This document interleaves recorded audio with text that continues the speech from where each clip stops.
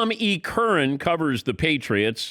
He's a frequent guest on the program, Patriots Insider for NBC Sports in Boston. I saw on social media where Tom was going into Dunkin' Donuts, and he locked his car. The car was running, and he had a dog in the car, went in to get his coffee, and came out, didn't realize that he had locked the doors. And his spare keys, I think, were in the car. So everybody's looking at him like, you locked yourself out of your car? There's a dog in there? Tom, you don't have your spare keys in the car. And you don't have your spare set of keys in the car as well. Yes. So that if your house just a mile away needs to be beckoned, they can bring you the spare set. When did you know you were in trouble when you locked the keys in and the dog was in the car? When I went to open the door. Oh. And I think I might have seen that the button was down a little bit. Oh, boy. And then you just clicked, okay, keys in car running. And dog just sitting there like this. Wait, you can't have the car running in the first place. You live in the mean streets of Connecticut. I know, but are you worried somebody is going to break into your car and? No, I mean it's the Dunkin' Donuts. It wasn't far. It's like right. Okay. I was parked against the window. I know. I don't know how hard it is to press the button and turn it off, and then press the button to turn it back on. Oh, and that feeling when you're looking inside, you got your coffee, and your dog is going, "Hey, come on, let's go," and everybody's looking at you. Yeah. And then when the key guy comes, because those guys are constantly experiencing the morons of life, and they come like, "You don't have a spare set? No, it's in there." Okay, keep your head up. How did you think this game was going to play out? I thought it was going to be a convincing Buffalo win, Dan. They're a better team. I think that certainly in the second matchup, if you remember, Tim Graham from The Athletic and a few other reporters quoted Josh Allen leaving the field at Gillette Stadium saying, "Who the fudge did they think I was?"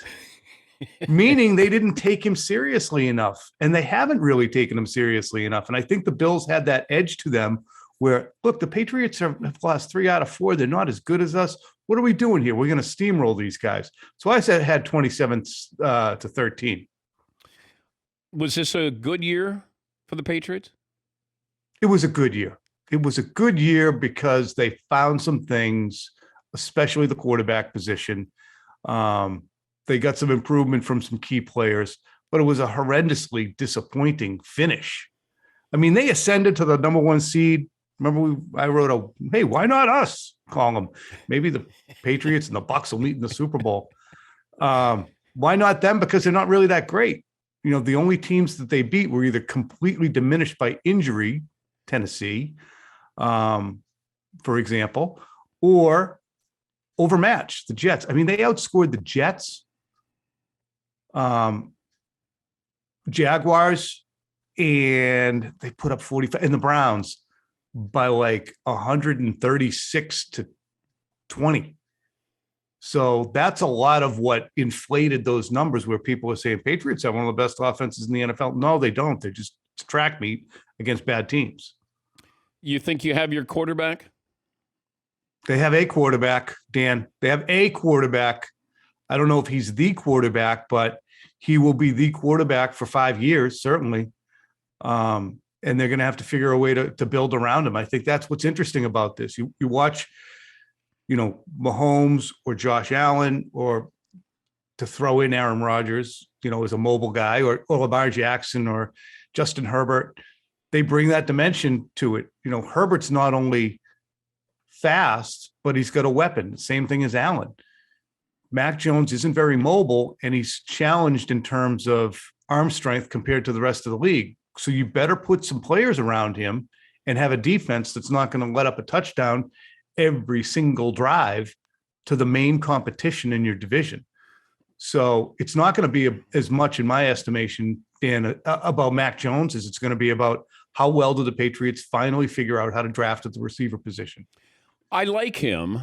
I don't love Mac Jones because I think the ceiling for him is limited. He can be good, but it's almost got to be a system that makes him better than what he really is, because that's throwing people open.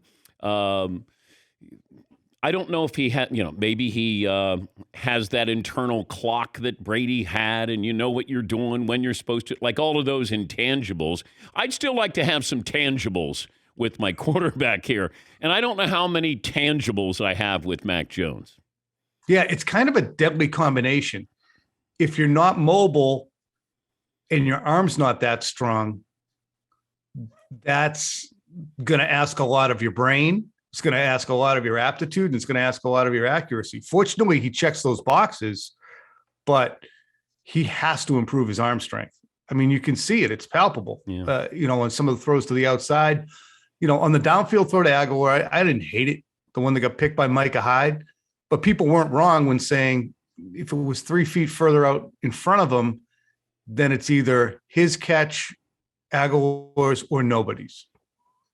We're talking to Tom Curran. Looks like you're an extra in The Departed. Tough guy. Yeah. Yeah.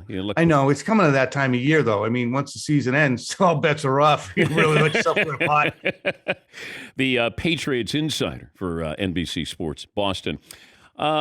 We just assume that Belichick's going to continue to coach, right? He said that is what he expects to do yesterday on his season-ending conference call. So, yeah, he'll be back. And he turns 70 in a couple of months. Turns 70 in April. Okay. I mean, the Patriots, it's interesting because, the Patriots over the last 3 years have, in 2019, the last year, Brady got whisked out at home by the Tennessee Titans in the playoffs.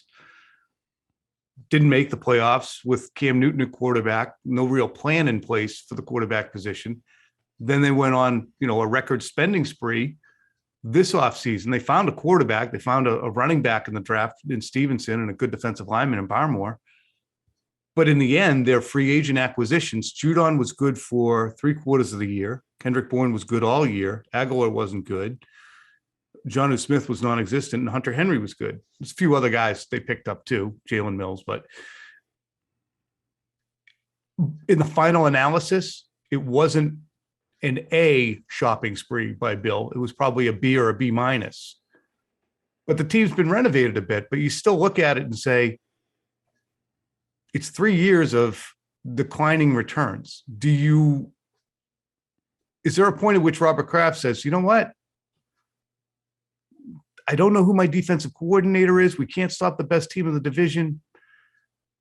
I wonder if Robert Kraft ever scrutinizes the option of maybe we need a reboot too. Handicap the AFC playoff picture now. If I gave you Buffalo or the field? I would take the field, because I think the Kansas City defensively can really be swarming. And again, I mean, Ben Roethlisberger couldn't throw it, to the water from the end of the dock at this juncture. However, I think if you look at what Kansas City has done in so many big games, I think they can run with a lot of teams defensively, and certainly the way they exploded against a good Pittsburgh defense. See, the Patriots aren't a good defense, so don't get it twisted on what you saw Saturday night. It's always great to talk to you, Tom. This was a nice visit. This was really buttoned down. Good start to the week. I hope everybody enjoys it. Well, you get to still root for your boyfriend Tom in the playoffs, so everything's okay. I know. Yep. I know. Yep, Tommy, actually. Oh, Tommy. You're going to buy some of those Brady sweatshirts that he's selling? I got it on sale. I got the T-shirt for $45. I like it. Hot. Very hot. See the prices? Thank you, Tom. Did you see the prices, Dan? Yes, I did. Eye-popping. But you know what happens? Sometimes you just raise the price because then it makes it seem like, oh, my God, I got to have that. Like, of course I want a $200 sweatshirt that just says Brady across it. That happens to you?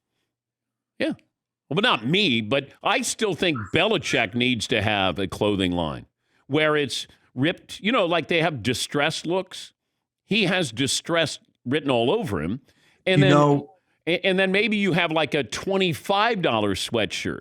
Like he goes low end to try to cut out Brady's knees. Dan, this has been my idea for him. It's pre-cameo. I've had this idea for 15 years. It's called Bellagrams. He just leaves voicemails for people.